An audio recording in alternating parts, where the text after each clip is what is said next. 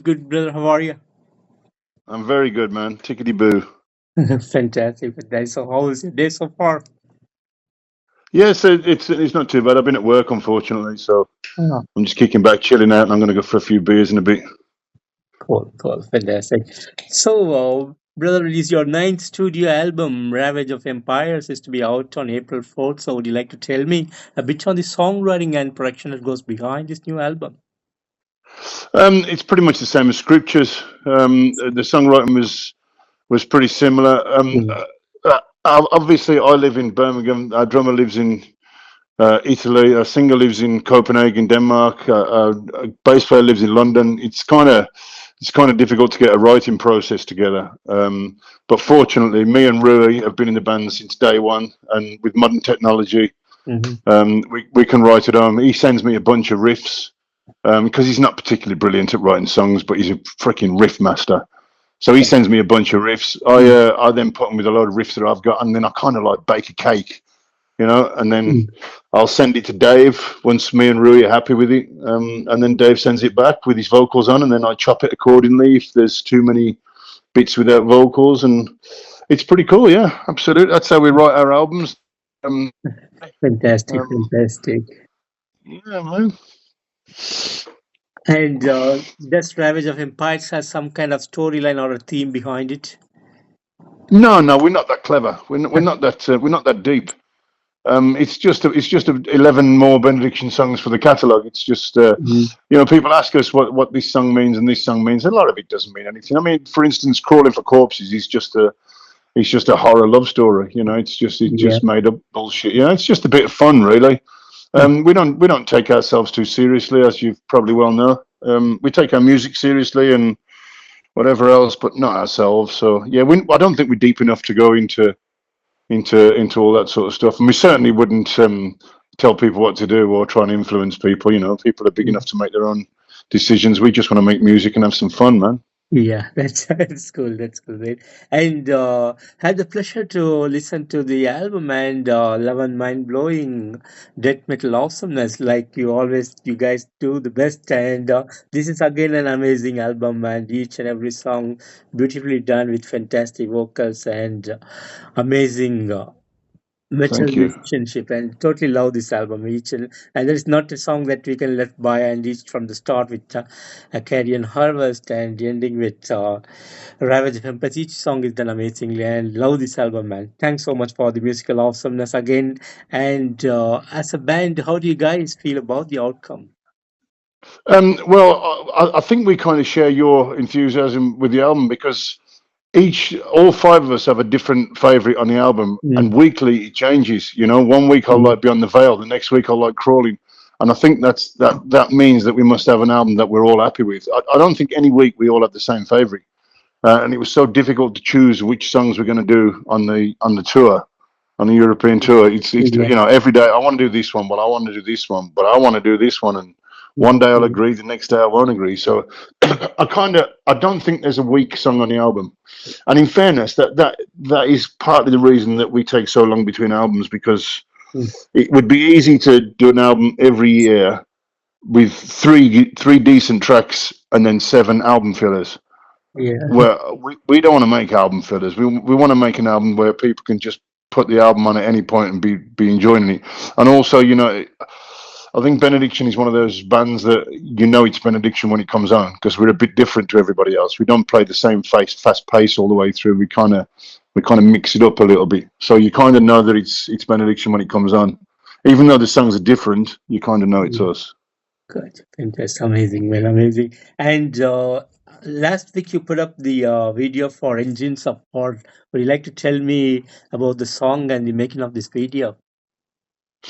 Well, the song is obviously war based in the fact that it affects everybody, from top to bottom, from countries that are not even involved. Yeah. And it's just bullshit. War's just bullshit, man. It's fucking horrible. People just illegally killing each other. It's just just nuts. And the concept for the video, I think Nuclear Blast were looking for some big shiny video from us, but we wanted to do one that was just like we were in a rehearsal, old school, underground, black and white, simple, you know, just us standing in front of the amps. And if you ever look at the amps, you can see all the beer cans on the top, all in different orders, because there's different shots from various parts of the day. It's kind of cool. But yeah, we wanted a typically underground sort of feel for the video, and I think we pulled it off. That's really brave.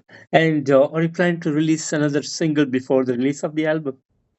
Yes, we got one more single coming out. I think it's going to be crawling over corpses. I think that's going to be the second one. I think that will be maybe in two or 3 weeks. Gotcha. Yeah. It was recorded in the same place, but because we had some spare time, so we just did the extra video. And then I think we're gonna cut some live footage together to make another video that's going to be out in about April. You know, just in time for the European tour. Just to keep people's interests up, you know. Yeah, fantastic. And any big plans on April 4th, on the day of the release? I don't know. I think Dave's planning something in Copenhagen that he's going to attend. He's going to do a release sort of party. But unfortunately, our European tour starts on April the 4th. We were hoping to get the album out before, but there were some slight delays. So it's actually coming out on the first day of the tour. So we'll be celebrating on a tour bus somewhere. That's awesome. And speaking of fans and merchandise, do you have some big plans for the fans in terms of merchandise and coming up with vinyls or CDs? Yes, there's obviously the CDs and cassettes and whatever else, but the vinyls, there's going to be the same as Scripture, going to be various different colors, limited edition vinyls. I love vinyl, I do personally, but I think we've got green vinyls, blue vinyls at the minute, and then I would imagine further down the line they'll release some other versions, maybe a picture disc or a splatter disc or something. I'm sure they'll come up with something clever. Awesome. And the band's history goes way back to 1989, and with awesome albums for decades now, and now with Ravage of Empires. How do you feel about the road that you have traveled so far? I'm very happy with the road that we've traveled so far. We've had various points on the road where we've been asked to change our style, or we've been asked to put a keyboard on the album, or we've been asked to put a female vocalist on the album, or we've been asked to do blast beats. And at every turn we've said no, because we want to stick to what Benediction does. You know, we've never followed the rules, really. That's why we're a little bit different. But that's also why we're still together, because we do what we want and we do what we feel that we want to play. I mean, we have to stand up on stage every night and play the music, so we have to do music that we feel comfortable with. And the fact that it's a bit different from everybody else, that's just a bonus for us. So I think the path has been good purely because of the reason that we didn't follow any rules and we didn't fall into any ruts that, you know, we were going down a road that we didn't particularly like just so we could sell records, because that's never been our aim. We don't want to be rock stars. We're not bothered about selling millions of albums. We just want to have some fun, man. Absolutely. Amazing. And finally, any message that you have for the fans around the world?